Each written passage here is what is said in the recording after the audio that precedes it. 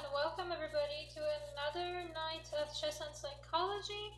Today I am hoping that we're going to be really inspired by Botvinnik, and I will continue to mispronounce his name.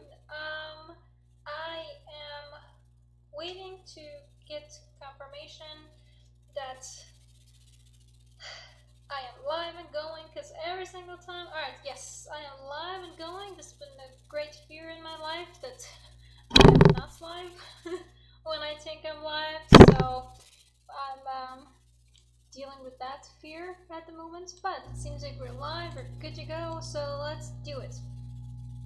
So, hello, I see that we are getting viewers to join us as well.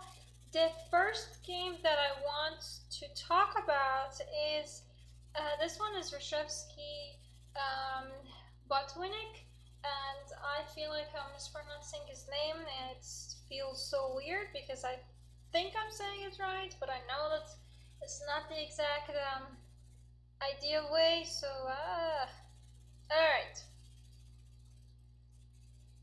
Yeah. Yep, not really. Yeah, I agree. I see what you're saying, Brian. Yes. All right. Let me make sure everything is good, set and go. There's like 3 different technology devices in front of me, which is giving me a small headache. But all right. So for this game, this was a World Championship tournament in Moscow, and it was quite a very just one of those games that I thought White was doing fine, and then I was like, wait, what happened? So let's go ahead and get a better dive in there. So I don't play this opening from Black side. I like playing French from White side, so you can imagine that I am hoping that White is the one. Well, I was hoping, but then I saw the game and I'm like, nah, I'm not hoping that White wins this game. And so I play this line myself. It's a main line followed by c5s, and we are in this line. There's so many books. I've had different video series on these for the club that we've talked about. I recommended books for these, but all of these I've done from White. So now we're looking at a game from Black, so it's a little weird for me, but bear with me. So, Botvinnik had previously played this knight e7s, and it's could easily transpose to queen c7, depending on how White would play it, because if you plan to play this queen c7, you can still do it after queen g4 too, and then we get into this super sharp line. And even recently I've been trying to learn more of it from the White side, and there's so many different move orders, so many different ideas, so gotta be very careful on that. But to be honest, I don't think it matters which one you get out first. If you plan to transpose when play this 97 again. However, in the game, Botvinnik did not play that. So let me ask you, what do you think Botvinnik did if not knight e7? What other choices are available?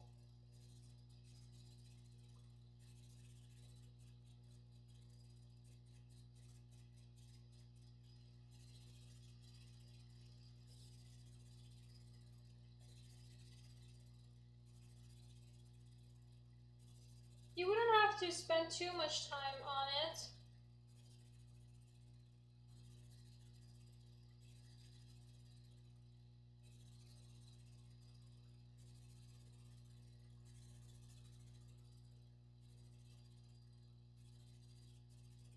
Ugh. It keeps getting cold and warm here. I'm not even sure what to wear at this point. Right now I'm freezing. It was fine like an hour ago. Ugh.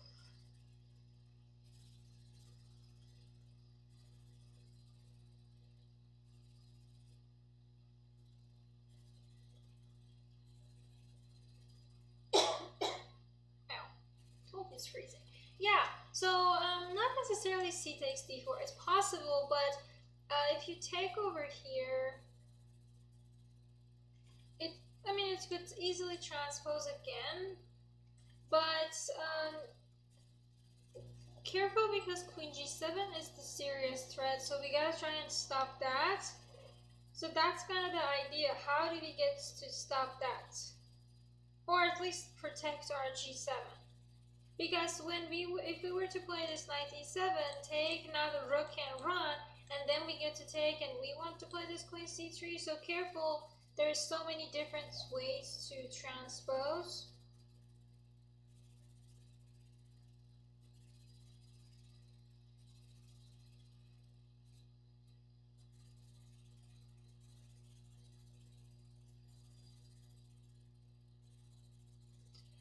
Yep, trying to move the f-pawn is a good idea. So how about f5? I like this f5 idea because queen is defending my g7. If you decide to take it, oh well, perfect. I'll just take that with the knight, attack your queen. This is still defended.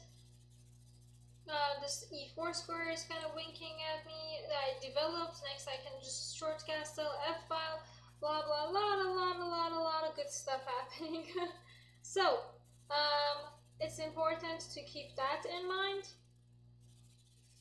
Alright, so in the game, this had also happened to me when I played this as white, and it's best to just play queen g3 and kind of wait it out.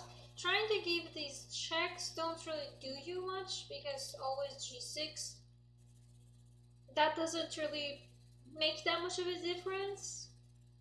And or if you want to be super safe, you can play queen f7, but I kind of like the idea of g6, so just kick the queen farther away.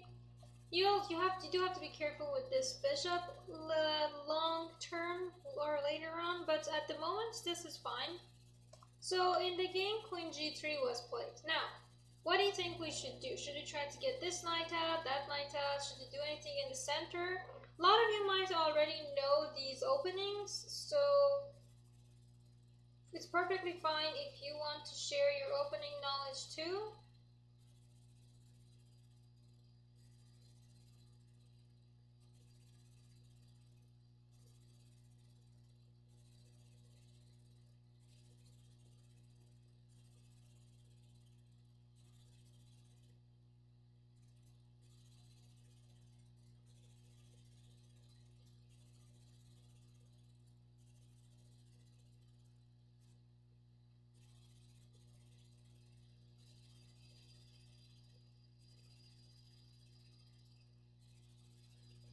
Any suggestions?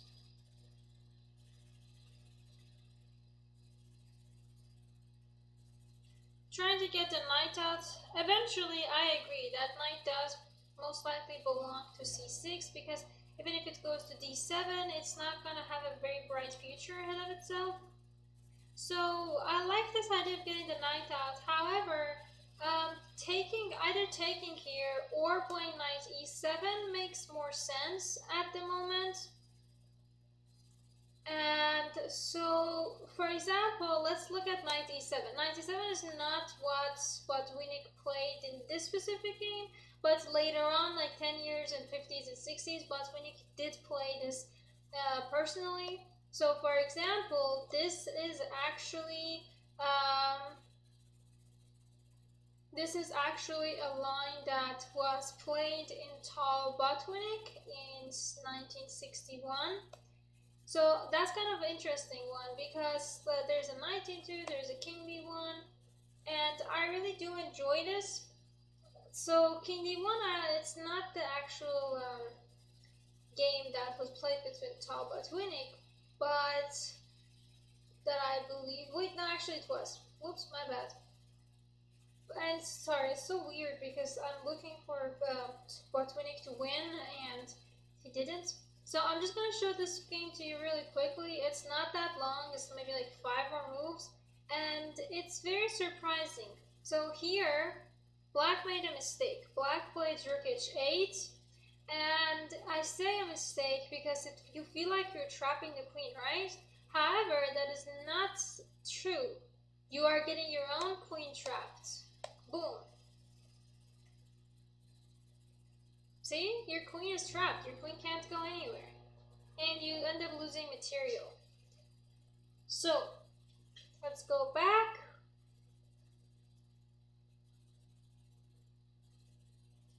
Instead of king d1, this idea with knight e2 is also possible, but then you get your knight out, and then if f4, you just get bishop out. Eventually, you're gonna do long castle, which is very common to do in these type of games.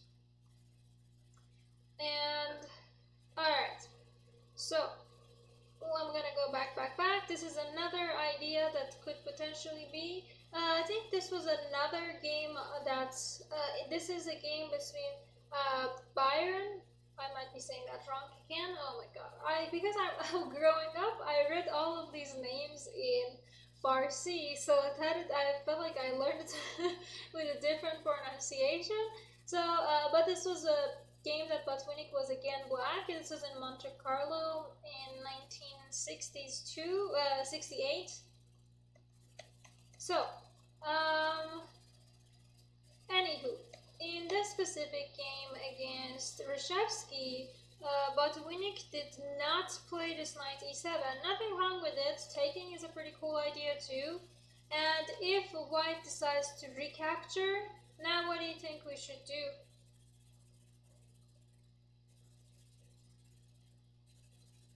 Now can we do this knight e7? Does that look like a good idea?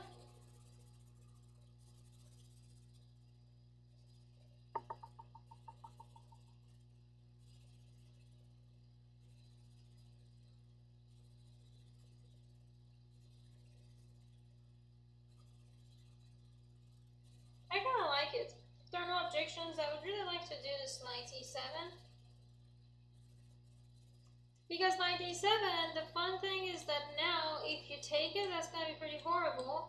Because when you save this, boom, check, and you lose your rook, right? Because remember, a few moves ago, there was a pawn on c5, so that doesn't really help. So, knight e7, any objections? Because if not, knight e7 is pretty dope.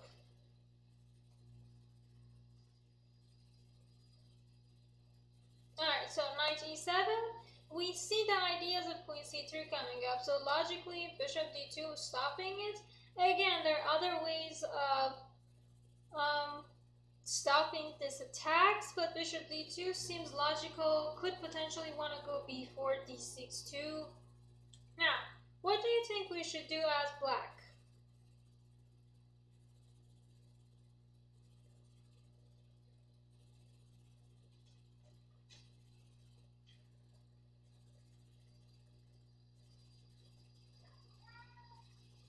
If you hear a meow, that is the cat, because the weather looks good. It looks a little sunny, so he wants to go outside. But I gotta teach kiddo.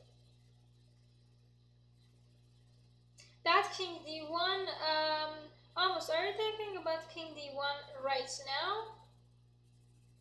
Yeah, king d1, I'm not really the biggest fan of it, because it's not, it's not like you have to stop this c3 or you're going to lose. So it's not necessarily that severe of a threat to have to stop. You could simply just like get your bishop out. I don't really recommend this, but you could just get the bishop out, maybe like exchange a little, and then like try to get the knight out. So you have options. Hello, kitty. You got attention deprived for 5 minutes? Oh, I got a cute kitty right here. Exactly, we should think of what would Pishi do. So, Your Majesty, would you like to sit down or we'll just pass? Oh, he's joining. Alright. Nope, he's gonna go hide behind the laptop.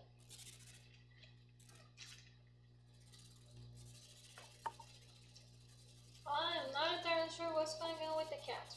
But, here, white played bishop d2, which is understandable. You want to protect your c3, you want to not let opponents, jump around in your squares. Makes sense, doesn't it? So here, black played castle. You guys are correct. I saw there was a suggestion of castle in the chat. And castle, I like this idea with castle because you defend your g7 pawn. You have to develop, so eventually this knight's gotta come out. Why am I touching the mouse pad when there's a mouse next to me? Yeah, this mouse gotta come out. Oh, who is white? White is Reshevsky. Yeah.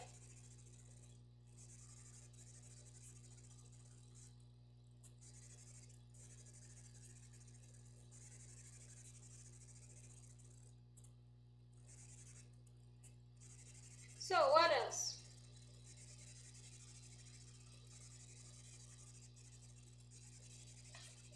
So now, what do you think white should do?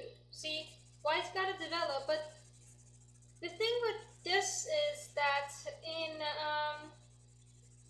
black kind of got like a good deal out of this French, because usually we're not used to seeing this pawn on f5. It's usually on f7, and white has like this amazing bishop over here, so it's a lot.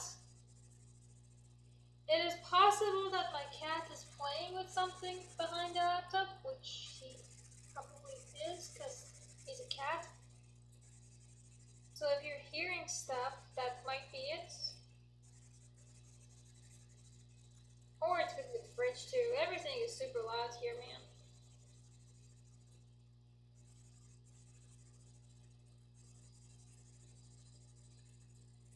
Alright.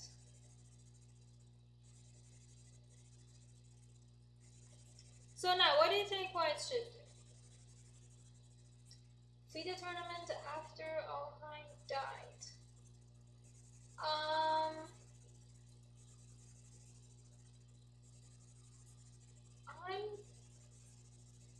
I want to say yes, but I need to double check on that.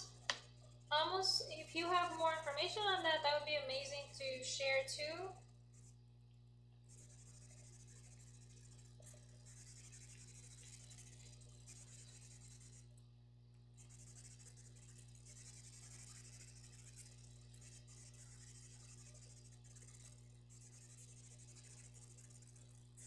I mean, the age the age is close, but I don't think it's that close, because Alekhine died in 46. This is 48, so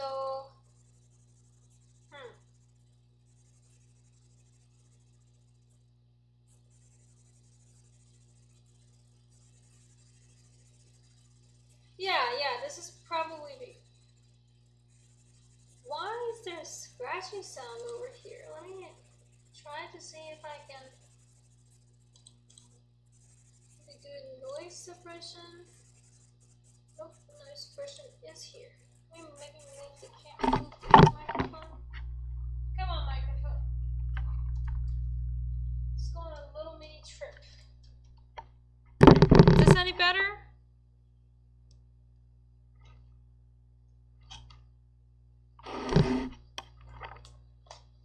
Yeah, please let me know if this is any better, because I'm hoping it's not going to hurt my viewers' ears. I like my viewer. I don't want them to have ear pain. Alright, great. Alright, I'm glad that this is better. So, now after castle, what do you think should happen? Yeah, let's get the bishop out. Even though this bishop on d3 would be much stronger if the pawn was on f7, but that being said, bishop d3 makes sense. And we also have to keep in mind that this bishop, the c8 bishop, is still weaker than the other bishop, so we should try to get rid of it. So b6.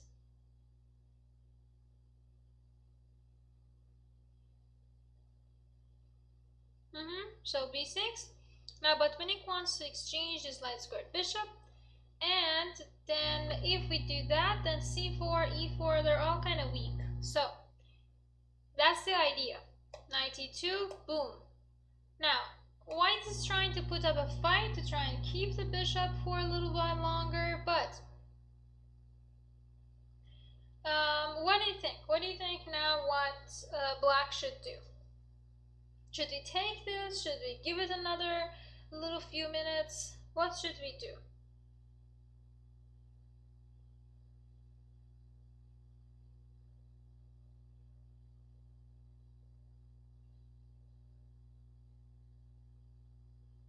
Alright, thank you, Amos. That's very, very educational. We should all know our chess history. Yes. So this wasn't the FIDE tournament that we were thinking, or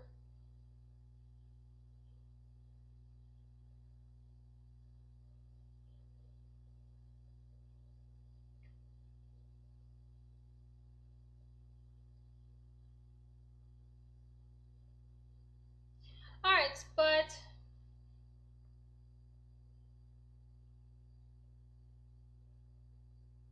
so careful, because right now knight takes e6 is coming up.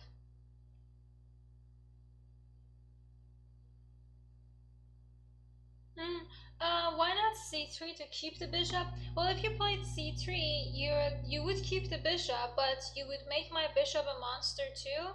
So my bishop on a6, even if you, let's say, played like c3 here and saved your bishop is good, but it's not that worth it. It's not really attacking much.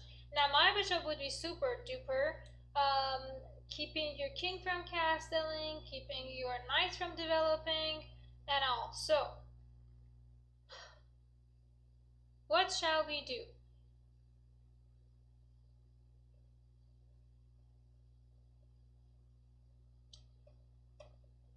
Here, still attacking my e6, so I should probably defend that, right? So let's defend that. Nobody's forcing me into exchanging these bishops right away.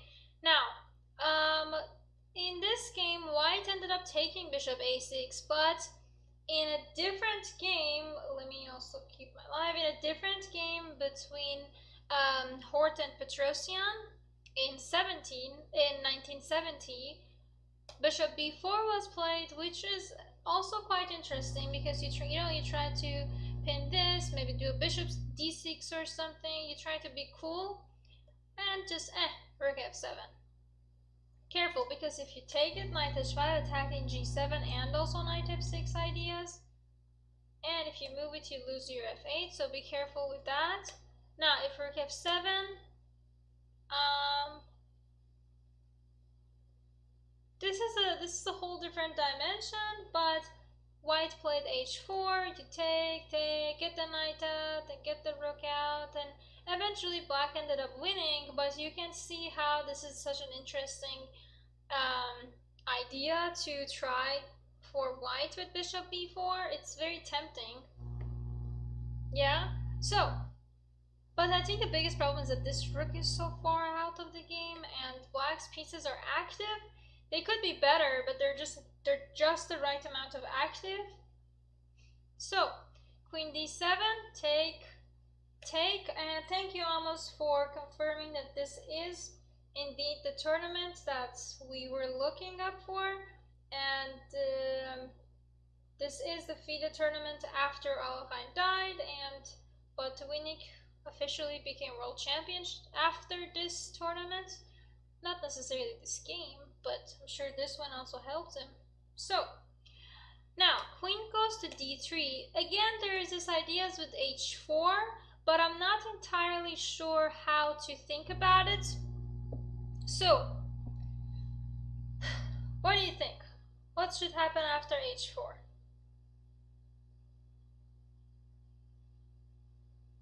What do you think black should do?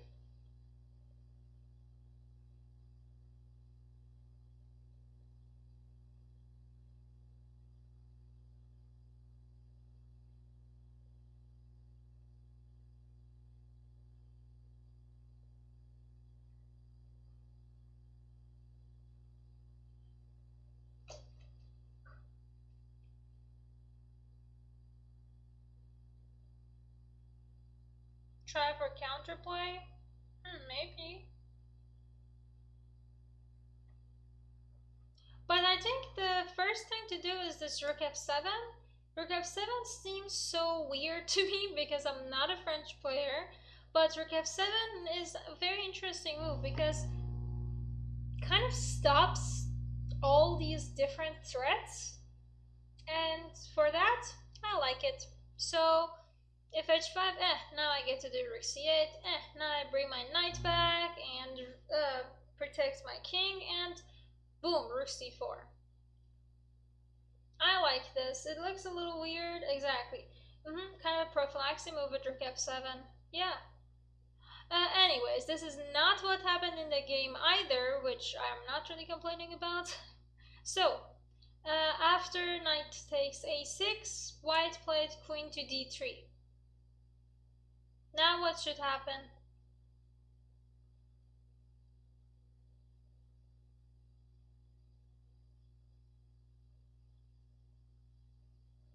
I agree. I don't also like this. My queen is kind of tied up to this pawn.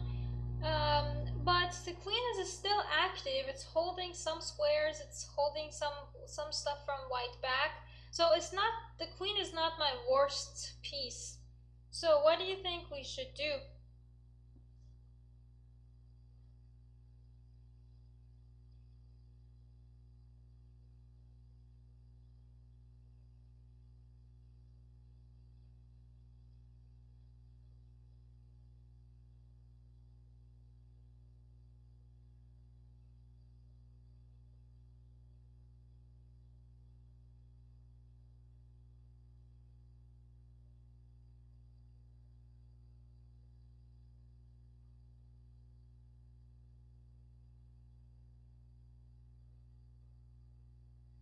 I like this idea of getting my knights activated. So, let's say knight b8. Now, what do we do here?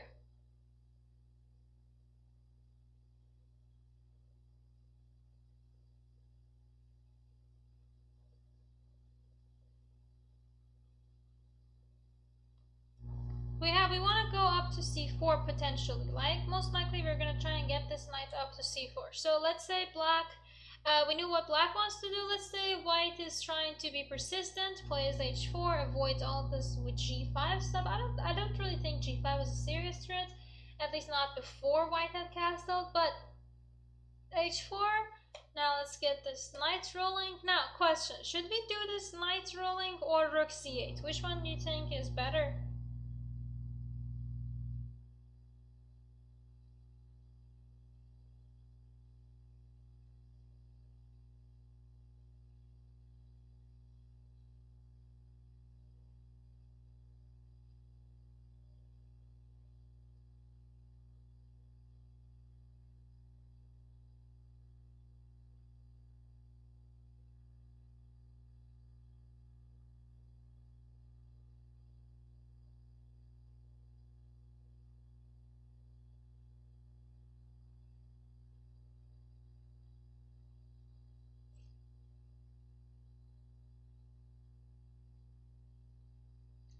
Alright, I see. You guys like the connecting of the rook, but see, that's the thing. If you bring the rook to c8, then you're gonna go to c4.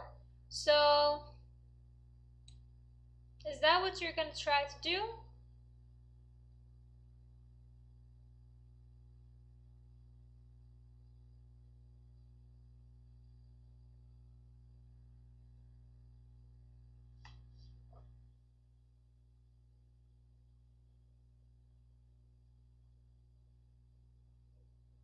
Honestly, I think rook c8 is quite interesting. And then you're bringing more pressure to the c file, then you're gonna do rook c4. But I still have an issue figuring out where I want to place my knight, even after that. But I do think it's quite fascinating and very interesting to do this rook c8 anyways. So,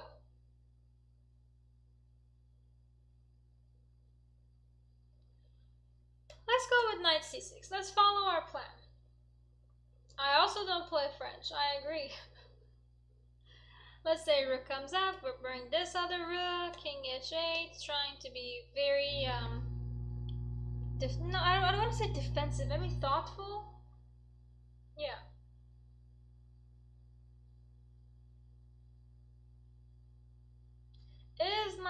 g6, horrible.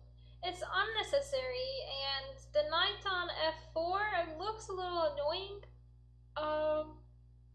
We don't really have to do that knight g6 just yet. Like, my problem is if we played knight g6, let's say before rook g3, let's say if we played like knight g6 right now, my problem is even if take, now I give it threat. I give this to be h5, to the rook g3, to the queen coming over here. I give this to so many different things. I don't like that idea. Also, if somehow this king manages to move around and rook comes to h1 and h5, I have to, it's not a safe choice. So, rook h3, now what?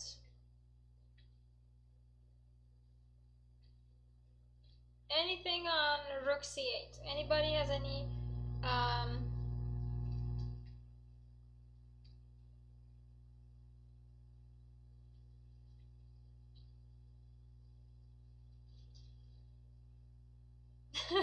a little bit horrible, yes. I was trying to sugarcoat it.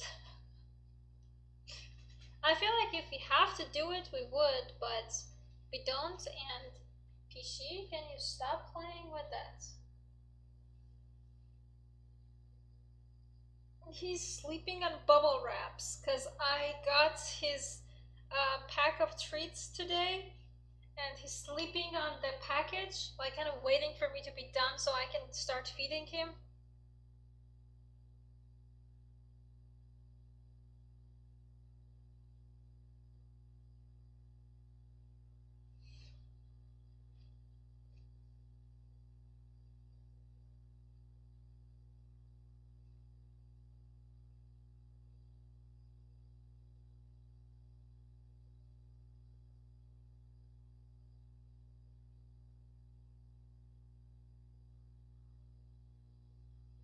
Alright, so eventually the white team will come under fire now. And I'm not gonna spoil it, but yeah. Yep, PC keeps rolling on that. He's been too cute.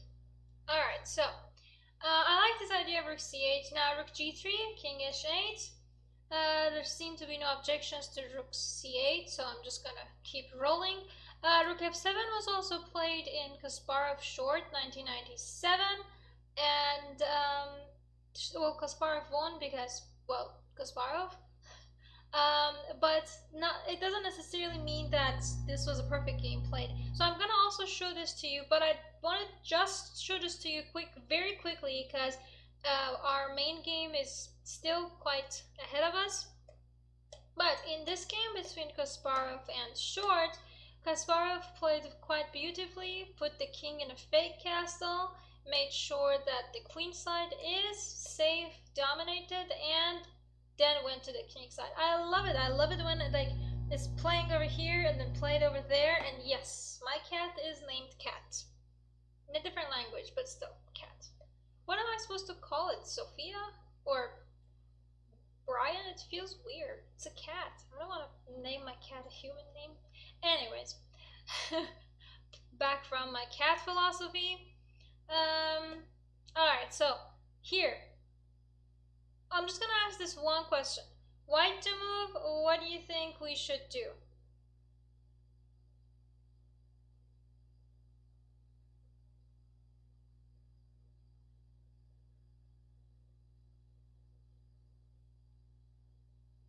I mean, I guess I could copy paste from Alekhine and call my cat Chess, but then, oh, poor cat. Maybe next one. This one is my first cat, so we'll just call it Cat. The next one, I don't think I can call it Cat, because in my mind, Cat was this one. So, taking on g6 looks very delicious, but there is even something more delicious than that. Free stuff! Knight takes c6 is free. Queen c2, queen h4. I just wanna roll my queen over here. f4, take, knight f5, and boom. Easy peasy, right? So easy.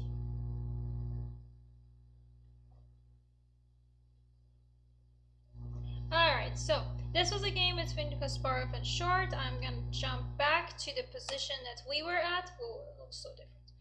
And this is our game, the main game, Reshevsky, Botvinnik. So we are gonna try to push through it.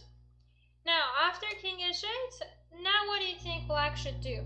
So remember, there is some sort of an attack being formed. It doesn't feel like it's too scary, but we still should be cautious.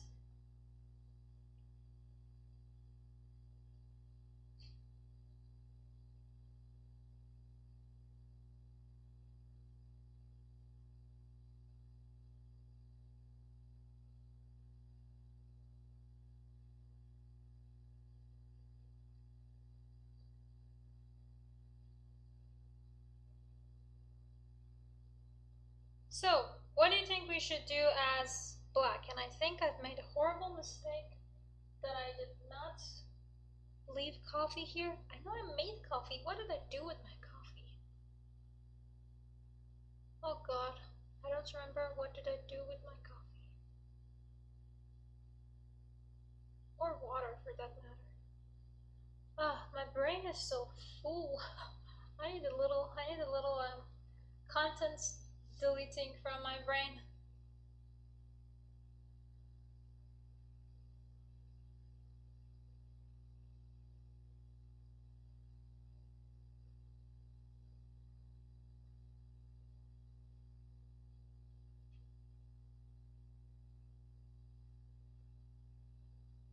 I don't think we should be too fast on jumping on c4. Donde está?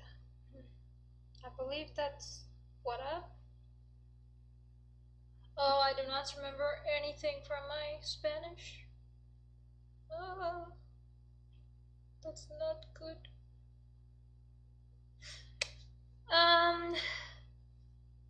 So, after h5, now what do you think we should do? I don't think knight g8 is the way to go. However, I'm a little intrigued with this idea of trying to get the knight up here. But I'm afraid even if we get this knight up to g4, then just one f3 and the knight has to go back to h6. Oh yeah. Thank you, the flexible truth. Keep giving me truth. Alright, so after h5, now what should we do? I kind of like this rook f7. We saw this rook f7 idea earlier in different ways that the game could be played, so why not?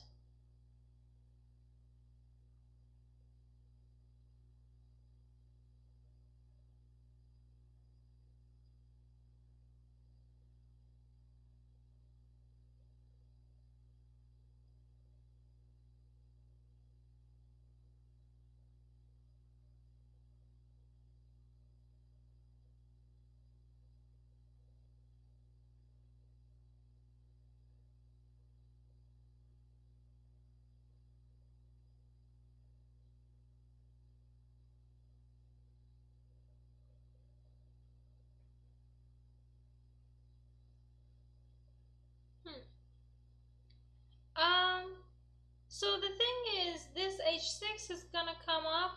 Even if you played knight g8, h6 could still be a problem for you because you weren't exactly, I mean, even if you took it with the knight, then the h file is open. We don't really want to take that. We want to play this g6. And now it's kind of somewhat of a stable position just for now. And we're gonna see how it's gonna unravel. So, after g6, white played rook c1, and now after rook c1, what do you think we should do? This move was a little weird to me, but it's doable. You just have to think, is this piece in its right place?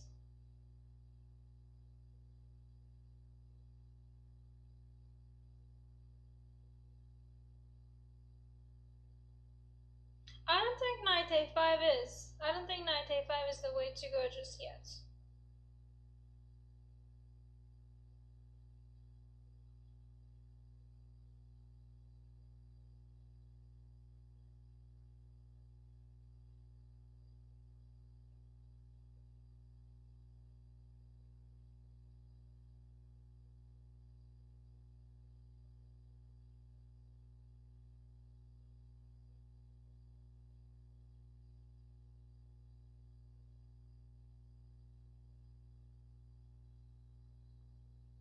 So, no, nothing? You all good?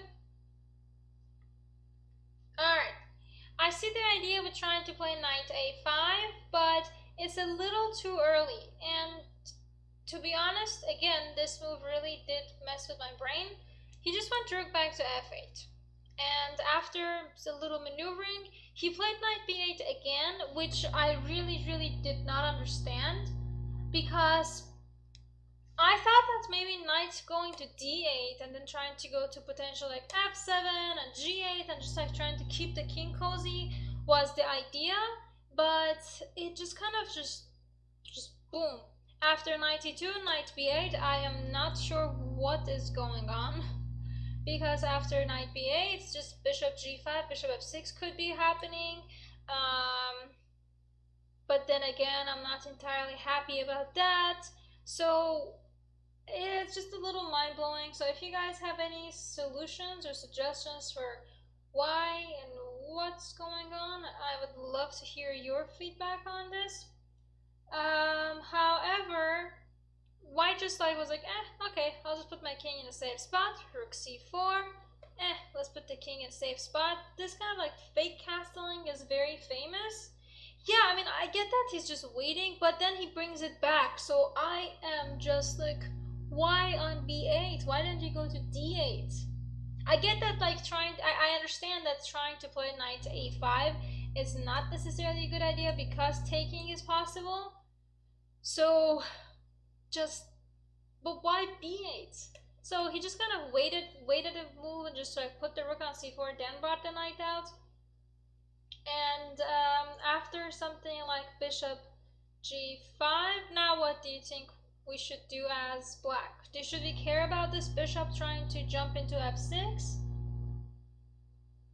Also probably because he's Botvinnik, yeah.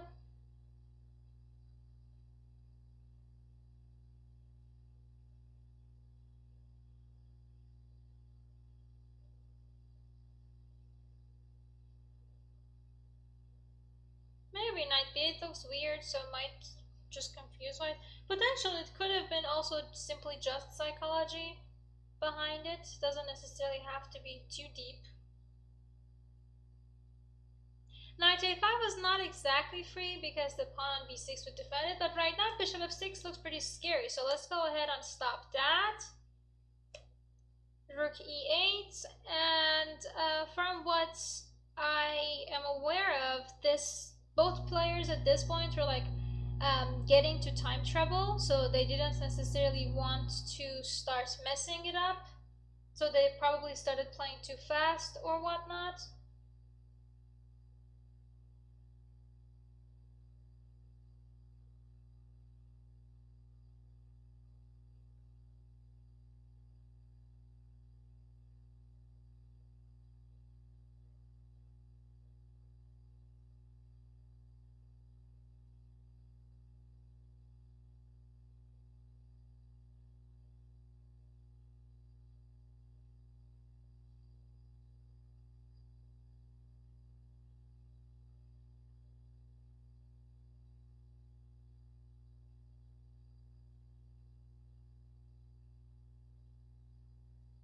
I like this idea of trying to bring more pieces in the game. So right now the game is very divided, with black trying to do stuff in the queen side, white trying to do stuff in the king side.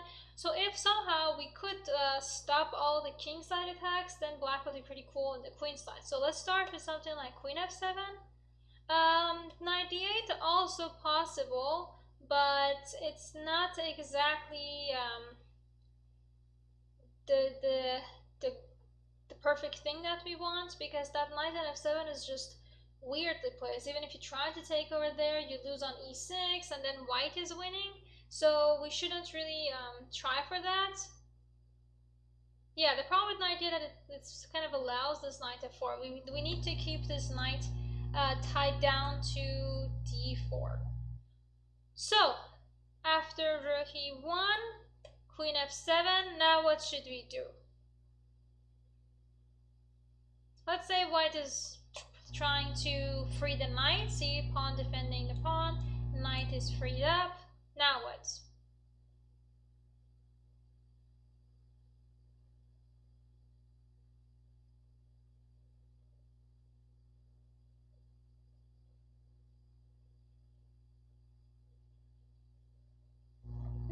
it's time to think about this knight, right? Yeah, let's get this knight going. If you try to be funny, I mean, not necessarily funny, but funny to my pawns, I can just come back, defend all these potential threats. Now I want to jump to knight jump with my knight to c4. Now rook c6. What do you think white's gonna do?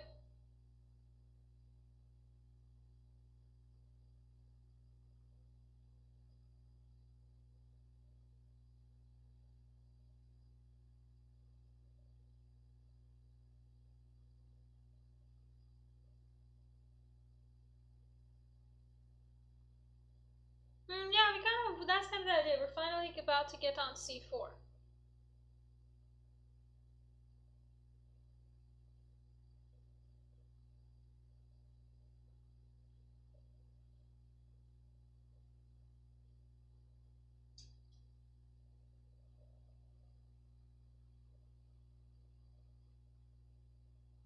We've been wanting that c4 square forever, I agree. With different pieces, we've been trying.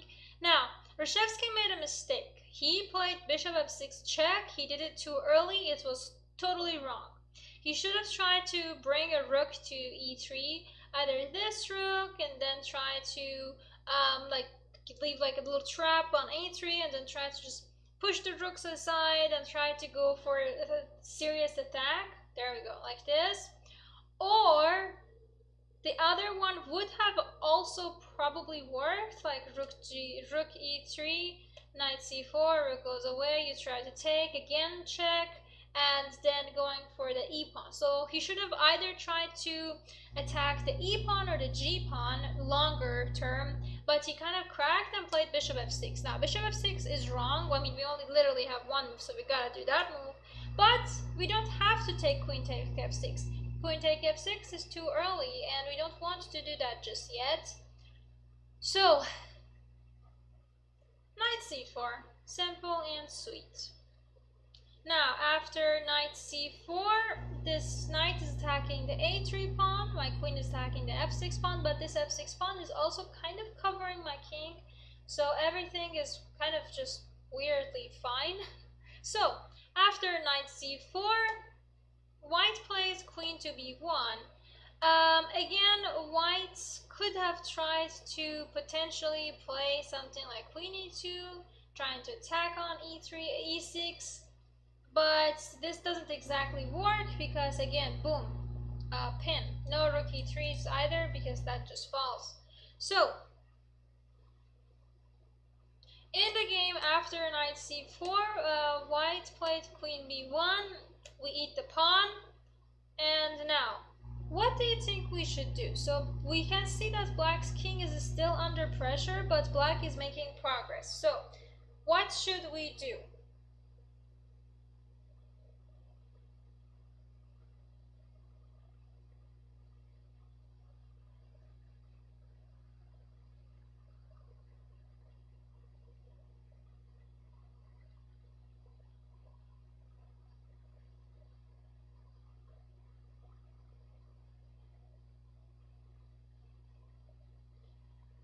Getting the queen to h4 is quite interesting. A little too early though, I agree, a little too early.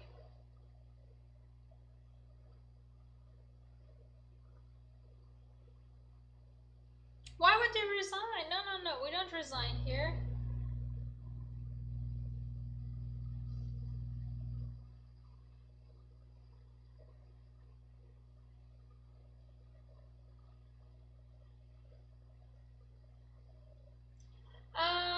I like this idea of kicking the knight, so let's kick the knight.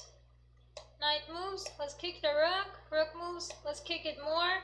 Rook gotta go all the way back, and now, see, we got so much space, and we just pushed the little pawns and managed to get that space, and now, we have an extra pawn, we got some space. How should we continue that? Yeah, basically, Botvinnik did use white pawns to get in the way and start to gain more space. Yep. Now, which piece could be improved? Let's go with that.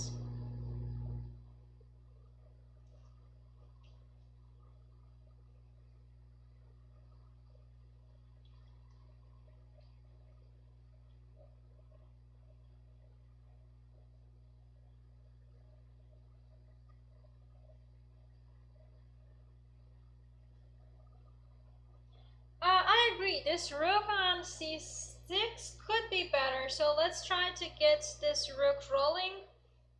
Now, what do you think should happen? Here, white plays something, if black played something like f3 and tried to keep pushing with the pawns, now then g3, and then white could still, oh my god, why do I keep saying white? It's black. Black could still try to bring knight d2, knight e4, poke around. I like this idea too. This idea with trying to bring the knight around and poke a little more and a little more efficient. I love it. However, I think that it might be a little bit more interesting to play this rook c7 idea.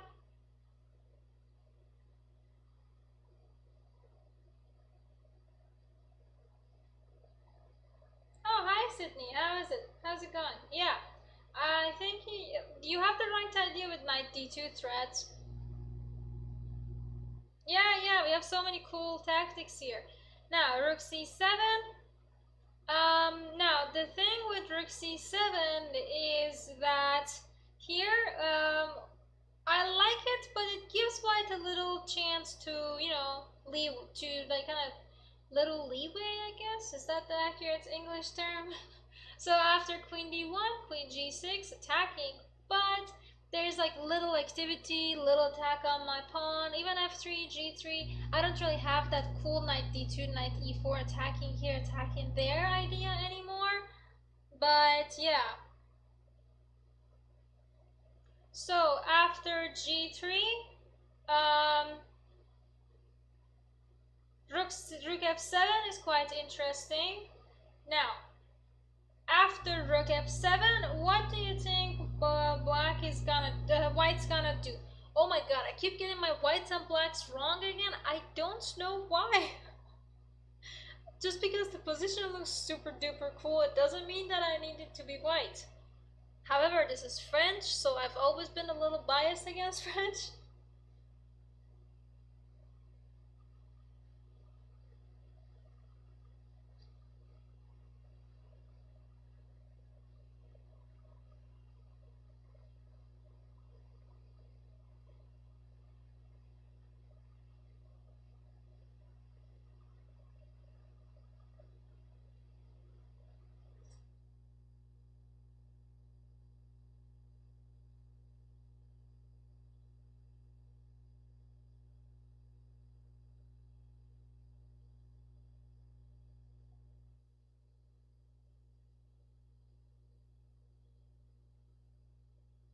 This knight e5 idea potentially.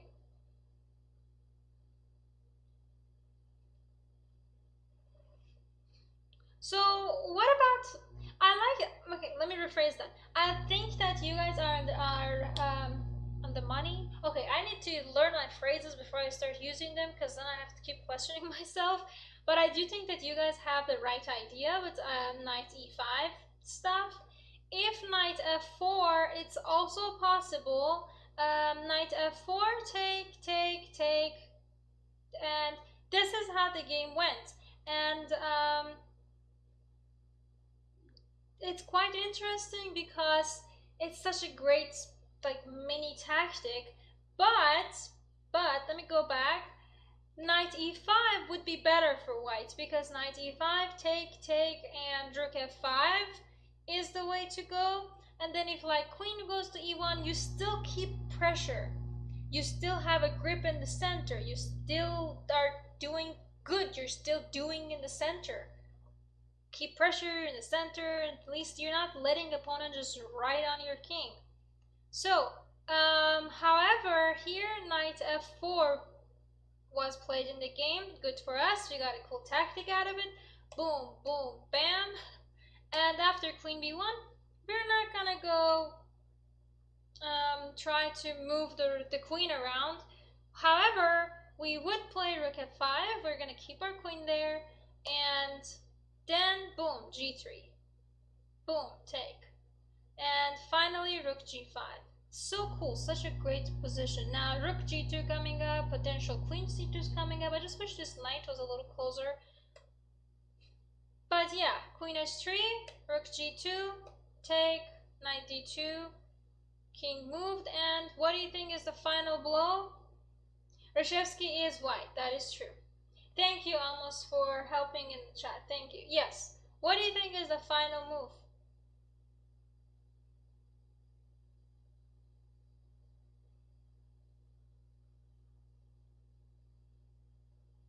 Any suggestions on how black can give this final blow?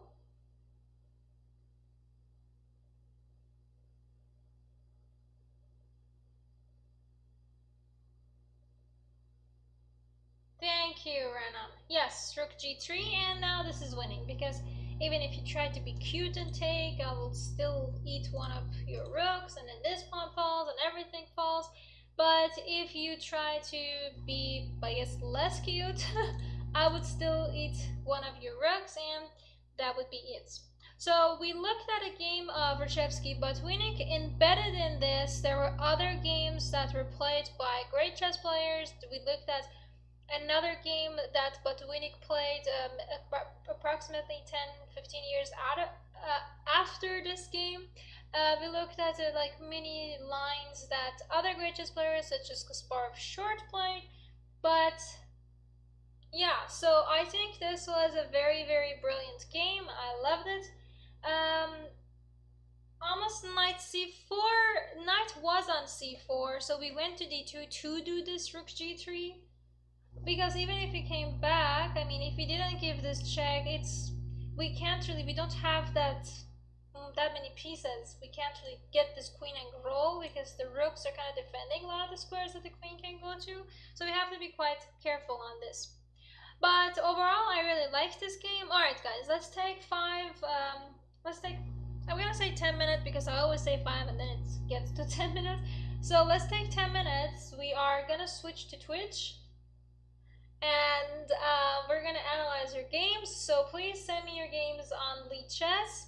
Have it ready. We're gonna go live in about 10 minutes on Twitch, on our segment of Switch to Twitch. So join us there on Twitch. Our ID is, I believe, STL Chess. Shouldn't be too hard to find. We will go live soon.